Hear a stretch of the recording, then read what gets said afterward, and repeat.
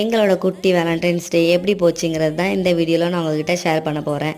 முந்தின நாள் ஜிவி குட்டியை ஸ்கூலுக்கு கூப்பிட போகும்போது வரும்போதே கொஞ்சோண்டு பூவெல்லாம் வாங்கிட்டு வந்தேன். இவங்க அப்பாவுக்கு தெரியாமல் கொஞ்சோண்டு பூவு 2 கேக்கு ஒரு டேரி மில்க் வாங்கிட்டு வந்து தெரியாமல் இவங்க அப்பாவுக்கு தெரியாமல் ஃப்ரிட்ஜிலலாம் ஒழிச்சு வச்சேன். அவங்க அப்பாவை கடைசி வரைக்கும் நைட்டு வரைக்கும் கண்டுபிடிக்கல. காலையில் எப்படியாவது சர்ப்ரைஸ் பண்ணலாம் அப்படின்னு பார்த்தா 12 மணிக்கு நல்லா தூங்கியாச்சு. சரி, அவங்க அப்பா வேலைக்கு போயிட்டு 10 மணிக்கு வரும்போது நம்ம எப்படியாவது சர்ப்ரைஸ் பண்ணலான்னு பார்த்தா அவங்க அப்பா காலையில் எழுந்திரிச்சு எங்களுக்கு பெரிய ஷாக் கொடுத்தாங்க. பார்த்திங்கன்னா அன்றைக்கி நான் ஆஃபீஸ் போல், அன்றைக்கி நான் லீவ் போட்டேன், வா எங்கேயாவது வெளியே போயிட்டு வரலாம், வேலண்டைன்ஸ் டே செலிப்ரேட் பண்ணிட்டு வரலாம் அப்படின்னாங்க.